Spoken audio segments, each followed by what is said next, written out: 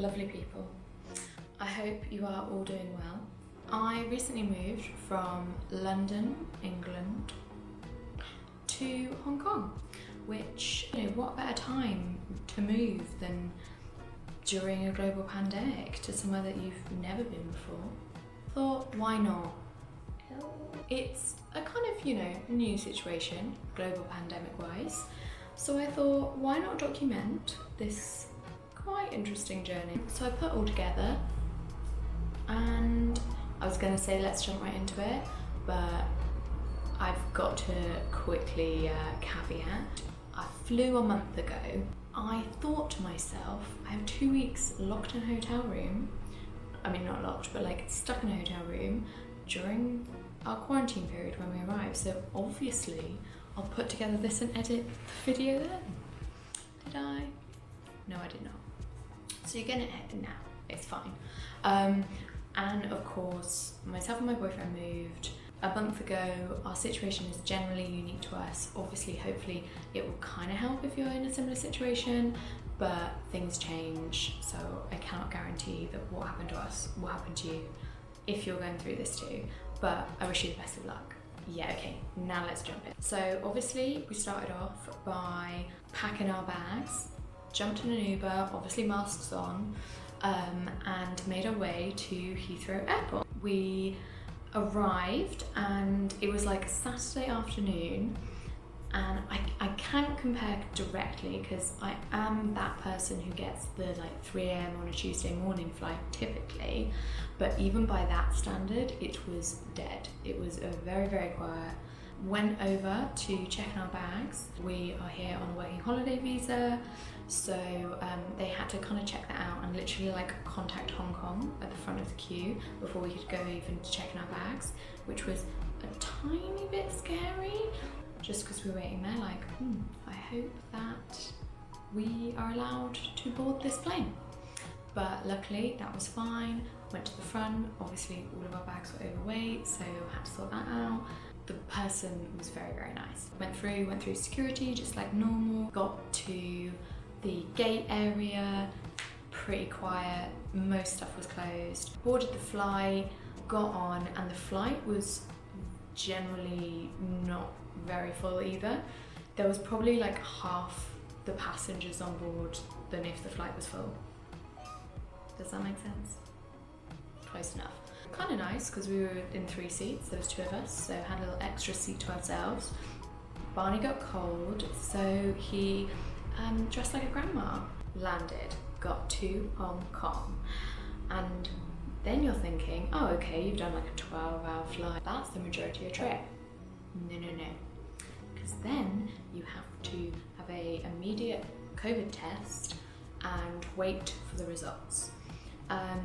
Obviously that's absolutely fine, that's an amazing thing they're doing, and I've got to say, we arrived and everything was insanely clear. People were amazingly nice and helpful.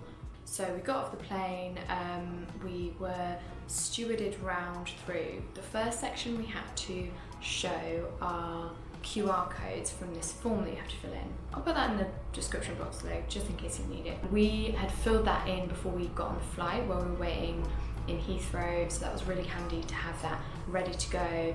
And we also had downloaded the Stay Home Safe app, which is something you need during your quarantine period when you arrive. So it was really great because we could just whiz through all the queues. We showed our QR code, Stay Home Safe app, got through. I think we went through security again, but that was fairly normal. And then we got to the testing part. This is the part where you've got some forms that you're given, and basically you have to always have them on you, always have the app open, the Stay Home Safe app to show people, always have your QR code. So it's kind of just have everything ready. I recommend just bringing on a little tote bag that you can just whip out, and then we chucked everything in there. Went through and got our wristbands, so our switch wrist we want it on, popped that on our wrist, and then we went through to activate them. Someone talks you through it, it's very, very easy. Then we had to go to a section where we had our QR code, that was scanned, and the form that we previously filled in to give us that QR code was printed. And then finally we went through to get our tests done. So there was a little information video, and then also when you go through to the section there's little posters that explain exactly what you do, but you're given this little vial and you essentially have to spit in it. It's not particularly hard, it's all kind of straightforward. You go through when you're done and you put it in this box, and that's pretty much it. Then we got to the waiting area. It's kind of like you're doing your GCSEs. You sit down at a desk. Yeah, I just got my iPad and was watching, I think I watched the end of The Umbrella Academy, season 2. Recommend. It's cheesy, but I like it. One of the best things we did, and oh my gosh, I literally will talk about this for years to come, is that we were recommended to bring along a pot noodle. There was snacks provided, but it wasn't particularly substantial. And after like not actually eating a proper meal for quite a long time, it was so nice to have a hot meal. Had that, delicious. And we did, I think, from landing to leaving at that point, wait probably about, it was somewhere between 8 and 10 hours. Barney did not enjoy it, I don't think. He got very bored very quickly. Occasionally people would come around and like get you to sign a form or something. So when we were finally able to leave, someone came around individually and told you your test results. We then went to collect our luggage, left, and that was it. Got in a taxi. We arrived at our hotel where we were quarantining. And we made it. We are now in Hong Kong. Oh my days. And I'm going to continue to film while I'm here because, you know, I've got to show my mum what I'm up to somehow. I've got to say a huge thank you to everyone who we know who supported us, but also to this Facebook group we were in, which I'll link below. They were incredible at being so informative, people sharing their stories and their situations about how they were moving. And if you're going through the same situation, I definitely recommend hitting up the topics section, giving a quick search, because if you have any questions, they will most likely have already been answered, and people have been so thorough in explaining the whole thing. So thank you so much, those people.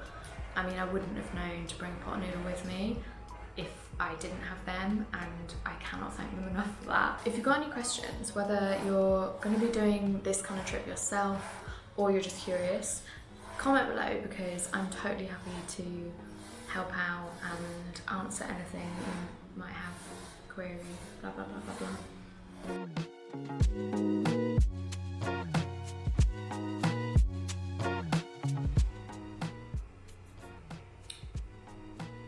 Ooh, this coffee is old.